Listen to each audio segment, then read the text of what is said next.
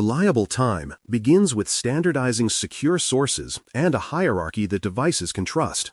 A defined set of Network Time Protocol (NTP), documented by address, stratum, and ownership, feeds the environment, and authenticated distribution prevents spoofing. The stratum model clarifies distance from an authoritative clock, so drift can be reasoned about rather than argued over. In an assessment, you expect listings that show which servers clients use, how failover behaves, and which authentication method is enabled, paired with change records when a source rotated or moved. The exam will favor designs where time flows from a small, hardened tier outward and where unapproved stratum jumps are impossible. We point to the internet is never enough. We publish a signed, tiered service with monitoring and logs is the defensible position. Tolerances make clocks enforceable. Set drift thresholds appropriate to business processes and detection needs. Alert when systems exceed tolerance, and quarantine devices whose time cannot be trusted until corrected. Quarantine does not have to mean power down. It can mean reduced privileges, blocked administrative access, or restricted event acceptance. The essential point, for exam reasoning, is that time health is treated like any other posture check with a measurable pass or fail. The evidence a reviewer expects includes policy thresholds, sample alerts, and tickets showing time correction with before and after offsets. When a question contrasts "we review drift at quarter's end" with "we alert, document, and contain out-of-tolerance hosts in minutes," choose the second. It turns a physics problem into a control outcome you can prove. Logs only help if they say something precise. Configure logging so each entry includes user, action, object, result, origin, and a correlated identifier like a request or transaction ID. This makes single events meaningful and multi-source stories reconstructible. On the assessor's side, you want to see a field catalog that defines each element, sample records showing it in practice, and validation that sensitive values are masked without losing diagnostic value. For the PCIP exam, the winning answer turns vague "activity was logged" into "events are structured with actors, targets, outcomes, and correlation keys," because structure is what unlocks sequence and accountability. If you cannot name the actor and object from the record, you do not yet have forensic quality logs. Correlation collapses when time notation varies, so normalize formats and zones. Pick a canonical representation, often Coordinated Universal Time (UTC), with explicit offsets when a local display is required. And standardize the timestamp format across platforms and tools. Mixed local zones and free text dates are exam trap territory. They invite ambiguity. Assessors expect configuration proofs that syslog, application logs, databases, and cloud services all emit in the same pattern, plus parsers in your analysis tools that interpret the fields consistently. The moment you convert a dozen clocks to one frame, sequences become obvious and cross-source joins become routine. The correct answer emphasizes normalized UTC for storage and analysis and only applies localization at presentation layers where humans need it. Integrity is the boundary between log and story. Protect logs with role-based access controls that separate writers from readers, apply hashing to files and batches, and store records in append-only or write-once-read-many WORM-capable repositories. Tamper evidence should be immediate.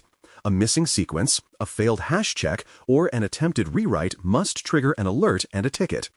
An assessor will ask to sample the integrity chain hash manifests, storage settings, and the alarm that fired during a test insertion. On the exam, the stronger choice never trusts a shared writable folder. It places the canonical record in a store designed to resist edits and to prove it. If a control cannot show you what changed and when, it is not an integrity control yet. Retention must be long enough to answer questions, short enough to reduce exposure, and fully documented. Keep logs per policy, list their storage locations, note the encryption methods and keys, and publish a restoration procedure that anyone on the response team can execute. Encryption persists until deletion, just as it would for other sensitive data. Keys have owners, rotation dates, and revocation plans. Assessors will want to see that retention aligns to legal, business, and PCI needs, and that backup sets reflect the same timing. In the exam room, choose the answer that ties retention to purpose and pairs it with tested restoration rather than maximal retention without a plan to retrieve or purge. Attackers and accidents both change clocks and silence logs, so monitor the monitors. Detect abrupt time jumps, NTP authentication failures, disabled agents, and logging back pressure that drops events on the floor. Treat those signals like any other high-severity alert. Open a ticket, record the range of missing data, and capture the state that explains the gap. Evidence here looks like detector definitions, sample alerts with outcomes, and suppression rules that expire. The assessor's lens values active watchfulness over passive hope. The PCIP exam will nudge you toward controls that notice when the ability to notice is at risk. Correlation practice keeps teams fluent. Regularly test with known good events, an orchestrated login, a staged file change, a scheduled job, and rebuild the cross-source timeline to confirm field mapping and time alignment. Drills should document which sources contributed, how offsets were handled, and where parsers failed. Over time, these rehearsals produce a library of golden sequences that confirm your environment remains correlatable after upgrades and migrations. An assessor will ask to see one such drill end-to-end. The exam rewards the answer that demonstrates capability, not merely the presence of a tool license. When incidents occur, preserve artifacts with care so their stories survive scrutiny. Capture raw logs from affected systems, snapshot the system clocks and NTP status, record relevant hashes, and note time sources used by each platform. Freezing raw material early prevents loss during containment and recovery. Store originals in protected evidence locations and work from copies for analysis. The assessor expects a preservation checklist with locations and owners, plus chain of custody entries that show who handled which files and when. In exam scenarios, the right option preserves clocks and logs together, because a log without its time context cannot defend the order of events. Backups protect history only if they restore truth. Validate that log backups can be restored without altering hashes, timestamps, or ordering. Verify that end-to-end checks leave the same digest values and that any transformed indexes are rebuilt from immutable originals. Run restoration tests on a cadence, keep the reports, and file any fixes with the backup and logging owners. This is a favorite exam nuance. Restorable is not enough if the act of restoration changes the very proof you intend to show. The defensible position is that restored logs are bitwise faithful or accompanied by verifiable, lossless index rebuilds. Effectiveness must be demonstrated with sampling, not asserted. Choose a set of hosts and services, pull contemporaneous events from system logs, application logs, network sensors, and identity platforms, and compare their timing. Small, consistent offsets within tolerance show health. Wide, erratic gaps point to drift or ingestion delay. Document the sample, the measured offsets, and the corrective actions if thresholds were exceeded. Assessors read such samples as living assurance. The exam points you toward designs that make this easy to repeat and easy to judge. The quickest improvement is a narrow, verifiable change that increases trust this week. Enable NTP authentication on your defined servers and clients so spoofed time sources cannot hijack the clock. Then schedule a cross-system correlation test that reconstructs a short, known sequence login, privilege change, configuration edit across identity, host, and application logs.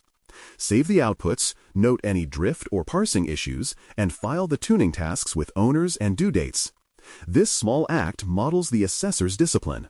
Tighten a control, test its effect, and preserve the proof so a reviewer can retrace it without ambiguity. Step back, and the shape is consistent with the rest of strong payment security. Decide what correct looks like. Configure systems to emit evidence of correctness.